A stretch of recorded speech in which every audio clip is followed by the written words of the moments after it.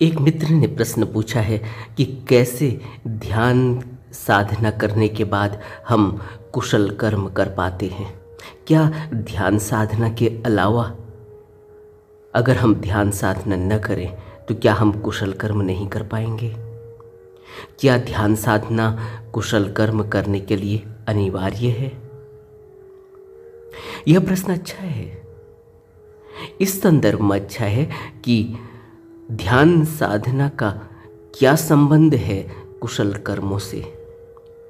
ध्यान साधना का क्या संबंध है होश की जागृति से। ध्यान साधना का क्या संबंध है शाश्वत सत्य की ओर बढ़ने से, सत्य की राह पर चलने से। इस पर हमें गहरे में विचार करना होगा।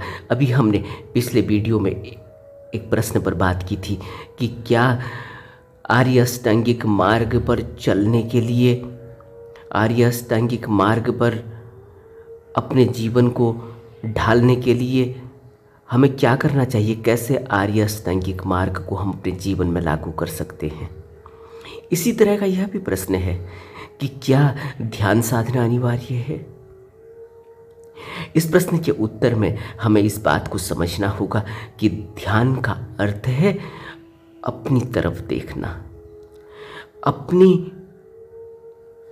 अंतरतम की यात्रा, अपने मन के सभी प्रकार की तृष्णाओं को, वासनाओं को, कामनाओं को, इच्छाओं को गहरे में अवलोकन करना, ताकि हम अपने मन को समझ सकें। और ध्यान साधना के अलावा ऐसा कोई भी पथ नहीं जहां हम अपने मन को देख सकते हैं। इन आंखों से हम बाहर की तरफ देखते हैं, अपनी तरफ नहीं देखते। इन आंखों से कभी हम अपने को नहीं देख पाते। अपने चेहरे को अपनी ही आंखों से देखने का कोई भी संबंध नहीं, कोई भी कारण नहीं और कोई भी तरीका नहीं। अगर अपने चेहरे को अपनी ही आंखों से देखना है तो प्रतिबिंबित करना होगा, प्रक्षेपण करना होगा, और प्रक्षेपण के लिए आईना चाहिए, और ध्यान ही आईना है। ध्यान के जरिए हम अपने चेहरे को देखते हैं। ध्यान के जरिए हम अपने मन के चेहरे को देखते हैं, अपने मन की आदतों को देखते हैं, अपने मन में लगे संस्कारों को देखते हैं, अपने मन में चल रहे ऊहापोह को देखते हैं, अपने मन में चल रही तृष्णाओं को, वासनाओं को, इच्छाओं को, कामनाओं को, भोग लेने की प्रवृत्तियों को देखते हैं, अपने मन में लगे हुए उन विकारों को देखते हैं जो बार बार जन्म मरण का कारण बनते हैं। और यह काम सिर्फ यह आईना, ध्यान रूपी आईना ही कर सकता है, इसके अलावा और कोई तरीका नहीं।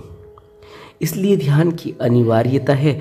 अगर अपने कुशल कर्मों की ओर बढ़ना है, अगर शाश्वत सत्य की तरफ बढ़ना है, अगर निर्वाण की ओर बढ़ना है, तो हमें ध्यान साधना करनी होगी।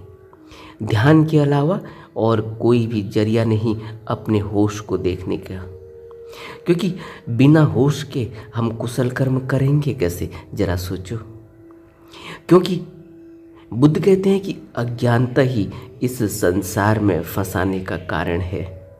और अज्ञानी कौन व्यक्ति होता है? साधारणतः हम अज्ञानी उस व्यक्ति को कहते हैं जिसके अंदर कोई ज्ञान नहीं, जिसने कोई पढ़ाई लिखाई नहीं की, जिसके अंदर कोई भी अच्छे और बुरे की पहचान नहीं, जो दो आदमियों के बीच में बैठकर तौर तरीके से बातचीत नहीं कर सकता, जिसके अंदर समझ विकसित नहीं हुई है। और जिसके अंदर समझ विकसित हो गई, जिसने पढ़ाई लिखाई कर ली, जो साक्षर हो गया, जिसके अंदर समझ पैदा हो गई, उसको हम कहते हैं कि यह व्यक्ति पढ़ा लिखा है, यह व्यक्ति ज्ञानी है, इसने ज्ञान अर्जित किया है। लेकिन बुद्ध कहते हैं कि अज्ञानता हो तो इस संसार के चक्र से निकलना मुश्किल हो जाता है, क्योंकि अज्ञानता से संस्कार पैदा होते हैं। अविद्या को अज्ञानता कहा जाता है। और विद्या को ज्ञान कहा जाता है। साधारणतया हम स्कूल कॉलेजेस में जाके विद्या लेते हैं, हम उसे विद्या समझते हैं, लेकिन वह विद्या से हमारा अज्ञान दूर नहीं होता, हमारी अज्ञानता नहीं मिटती, हमारा अंधकार जो अंदर आंख बंद करके अंधकार हमें दिखाई देता है, वह अंधकार मिटता नहीं। ज्ञान चक्षु चाहिए। और ज्ञान चक्षु कौन से? यह ज्ञान नहीं जो बाहरी किताबों से लिया गया है, लिया जाता है, दूसरे व्यक्ति से सुना जाता है, पढ़ा जाता है, यह ज्ञान नहीं है। ज्ञान तो अपना अनुभव है, ज्ञान तो प्रमाण है, प्रामाणिकता है, अपनी प्रामाणिकता, अपनी साक्षरता, अपना साक्षात्कार। और जिस भी व्यक्ति के अंदर अपना साक्षात्कार नहीं हुआ, जिस भी व्यक्ति ने अभी अपने को देखा नहीं, जिस भी व्यक्ति ने अपनी आदतों को नहीं देखा, अपने संस्कारों को नहीं देखा, अपने कर्मों को नहीं देखा, वह व्यक्ति ज्ञानी नहीं हो सकता। जो पहले वीडियो में प्रश्न पूछा गया था कि आर्य अष्टांगिक मार्ग का पालन कैसे कर सकते हैं, आर्य अष्टांगिक मार्ग के 8 भाग हैं जिनका हमने जिक्र उसमें किया। उसमें सम्यक कर्मांत एक भाग है। हम अपने कर्मों को पूरी तरह से देखेंगे कैसे कि यह कुशल हैं या अकुशल हैं। जब तक कि हमारे अंदर अज्ञानता हो, जब तक कि हमारे अंदर अहंकार हो, जब तक कि हमारे अंदर मैं और मेरी की भावना से कर्म किया जाए, जब तक कि मैं अपने स्वार्थ के बसीभूत होकर कर्म करूं, तब तक मैं सम्यक कर्मांत को नहीं समझ पाऊंगा। सम्यक कर्मांत को समझे बिना आर्य अष्टांगिक मार्ग का पालन हम करेंगे कैसे? हम ध्यान की साधना में सफल होंगे कैसे? हम निर्वाण प्राप्ति की ओर बढ़ेंगे कैसे? क्योंकि अगर हमारे कर्म ही अच्छे नहीं, अगर हमारे कर्म कुशल नहीं, तो फिर हम ध्यान साधना के पथ पर विजयी कैसे होंगे? नहीं हो सकते। इसलिए सम्यक कर्मांत की आवश्यकता होती है, और सम्यक कर्मांत तो बिना होश के हो ही नहीं सकता, और होश के लिए ध्यान साधना चाहिए। इसलिए ध्यान साधना का संबंध आर्य अष्टांगिक मार्ग से है, इसलिए ध्यान का संबंध कुशल कर्मों से है, इसीलिए ध्यान का संबंध शाश्वत सत्य की ओर चलने से है, इसीलिए ध्यान का संबंध अवेयरनेस, अवेकनिंग, माइंडफुलनेस से है। जब तक हम ध्यान नहीं करेंगे तब तक हम माइंडफुलनेस नहीं को अपनी ज़िंदगी में लागू नहीं कर सकते, तब तक हम अवेयर नहीं हो सकते, तब तक हम अवेकनिंग स्टेट में नहीं जा सकते, तब तक हम होश की साधना नहीं कर सकते। जिसे बुद्ध कहते हैं कि जो व्यक्ति प्रमादी है वह मरा ही हुआ है, उसके जीने का कोई सार नहीं। क्योंकि वह मरे मरे कर्म करता है, क्योंकि वह अज्ञानतावश, अंधकारवश कर्म करता है, और वह जो भी करेगा वह प्रमाद से ही किया जाएगा। और प्रमाद मनुष्य की जिंदगी का एक ऐसा अंधेरा है जिससे अकुशल कर्म ही होते हैं, कुशल नहीं होते। इसलिए अप्रमाद चाहिए, और अप्रमाद आता है ध्यान से, अप्रमाद आता है सत्पुरुषों की संगति से, अप्रमाद का जन्म होता है सद्धर्म के श्रवण से, और सद्धर्म का श्रवण बिना सत्पुरुष के, बिना सतगुरु के नहीं मिलता, बिना बुद्ध पुरुष की संगति से के नहीं मिलता। हमें अपने जीवन में विचार करना चाहिए। अगर वास्तव में हम एक ऐसा जीवन जीना चाहते हैं जो पूरी तरह से होश से भरा हो, अगर हम ऐसा जीवन जीना चाहते हैं जिसमें कुशल कर्म हो, नेक कर्म हो, तो फिर हमें यह सोचना होगा कि कुशल कर्म और नेक कर्म कभी स्वार्थ से नहीं निकलते। स्वार्थ से तो अकुशल कर्म ही निकलेगा। क्यों? क्योंकि स्वार्थवश आदमी कुछ भी करने को तैयार है, उसका स्वार्थ पूरा होना चाहिए, उसका फ़ायदा होना चाहिए। और जहाँ भी स्वार्थ है, फ़ायदा है, वहाँ कुशल कर्म नहीं होता। वहाँ तो दूसरे को आहत किए बिना हम अपना स्वार्थ पूरा करेंगे कैसे? लोक हित के लिए किया गया कर्म बहुत मुश्किल से किया जाता है, और लोकहित से जो कर्म किया जाता है वह कभी भी स्वार्थवश नहीं होता। लोकहित और स्वार्थवश किया गया कर्म दोनों ही एक दूसरे के विरोधी हैं। और लोकहित में किया गया कर्म हमेशा ही ध्यान की साधना के बाद निकल कर आता है, क्योंकि ध्यान साधना से मन निर्मल हो जाता है, चित्त शुद्ध हो जाता है, होश जग जाता है। ध्यान साधना के बाद ही हम समझ पाते हैं कि यहाँ कोई भी प्राणी ऐसा नहीं है जो हमसे नहीं जुड़ा हुआ है।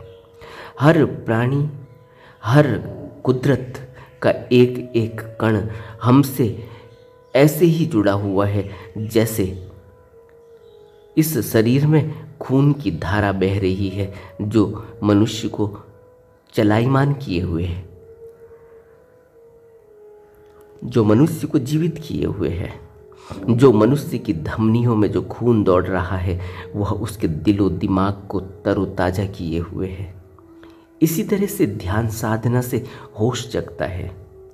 ध्यान साधना से होश पूरे वक्त बना रहता है। इसी तरह जैसे खून को दिल से गुजरने के बाद दिमाग को चलायमान करता है और दिमाग को चलायमान करके पूरा शरीर चलायमान होता है। इसी तरह से हमें अपने जीवन को ध्यान साधना के जीवन में बदलना होता है, क्योंकि ध्यान ही एकमात्र ऐसा उपाय है जो हमें कुशल कर्म की ओर ले जाएगा। क्योंकि ध्यान साधना के बाद कभी भी स्वार्थ नहीं होता। स्वार्थ तो हमेशा ही अध्यानी के बाद होता है, अध्यान के बाद होता है। स्वार्थवश व्यक्ति कुछ भी और किसी भी हद तक गुजर सकता है, कुछ भी और कैसा भी कर्म कर जाता है, क्योंकि उसे अपना स्वार्थ पूरा करना है। वह प्राणी की जान तक ले लेता है। और जिस भी व्यक्ति के अंदर हिंसा का इतना जोर है, इतनी प्रबलता है, वह व्यक्ति सात्विक नहीं हो सकता, वह व्यक्ति आध्यात्मिक नहीं हो सकता, वह व्यक्ति होश से भरा हुआ और वह व्यक्ति अप्रमाद से भरा हुआ नहीं हो सकता। सब कुछ जुड़ा हुआ है। सत्य की राह पर चलने के लिए बहुत बड़ी परीक्षा कुदरत लेती है, क्योंकि कुदरत का एक अपना नियम है। कुदरत तो अपने नियम के अनुसार चलती है और जो भी उस नियम के अनुरूप चलता है वह कुदरत से जुड़ जाता है, और जो भी उस नियम के अनुरूप नहीं चलता वह कुदरत से जुड़ नहीं पाता, और वह एक ऐसी नारकीय जिंदगी को जीने पर मजबूर हो जाता है। और यही हम सब मनुष्यों की कहानी है कि हम यह सोच ही नहीं पा रहे हैं कि हमें इस जीवन में क्या आवश्यकता है, कितनी आवश्यकता है। जितनी हमें जीवन में आवश्यकता होगी, हम अगर उसी हिसाब से अपने कुशल कर्म करें तो फिर हमारा जीवन एक साधारण जीवन बन जाता है। और जब हम अपने जीवन को असाधारण जीवन में बदलना चाहते हों तो फिर हमें कुदरत से टूटना होगा, और कुदरत से टूटते ही हम अकुशल कर्म की ओर बढ़ जाते हैं। इसीलिए हमेशा ही ग्रैटिट्यूड की भावना रखनी चाहिए। ग्रैटिट्यूड मनुष्य को यह सिखाता है कि वह एक पूरी तरह से कुदरत पर डिपेंडेंट है, वह पूरी तरह से एक दूसरे पर डिपेंडेंट है। उसका अपने अकेले में कोई अस्तित्व नहीं। सोचो, अगर न निकले सूरज सुबह को तो हमारा अकेले का अस्तित्व मिटने लगेगा। न निकले, न बहे हवा तो हम एक पल भी सांस के बगैर नहीं रह सकते। इसी तरह से हम कुदरत से पूरी तरह से डिपेंडेंट हैं। और हम यह सोचें अगर कि हम इंडिपेंडेंट हैं, और अगर हम यह सोचें कि हम अपने कृत्य खुद कर रहे हैं, हम किसी पर लाचार नहीं, तो यह हमारी गलतफहमी है। मनुष्य कुदरत से ही बनता है, कुदरत से ही बढ़ता है और कुदरत से ही फलता फूलता है। जिस तरह से बसंत की बहार आती है, चारों तरफ फूल खिल जाते हैं, उसी तरह से मनुष्य सभी प्राणियों का जो आधार है वह यह शरीर, वह यह पृथ्वी वह यह ब्रह्मांड है का हिस्सा है। अगर हम यह समझने लगे अपने को कि नहीं नहीं हम यह नहीं मानते, तो जंगलों में जाकर देखना चाहिए कि बड़े विशालकाय पेड़ जो आज तक किसी ने देखे तक नहीं, कि सूख गए हैं, हरे हैं, क्या बात हुई कि पिछले साल फल आया था, इस बार फल नहीं आया। यह सब हमें देखना पड़ेगा, यह सब हमें अपने से समझना होगा। और जब तक हम यह नहीं समझेंगे तब तक हम ध्यान साधना की ओर नहीं बढ़ सकते। और ध्यान साधना के बिना कुशल कर्म हो नहीं पाएगा, क्योंकि कुशल कर्म होता ही तब है जब अप्रमाद घटित हो। और अप्रमाद एक ऐसी साधना है जो ध्यान के जरिए होती है। बिना ध्यान के होश नहीं जगता, होश के लिए ध्यान चाहिए। नमो बुद्धाय।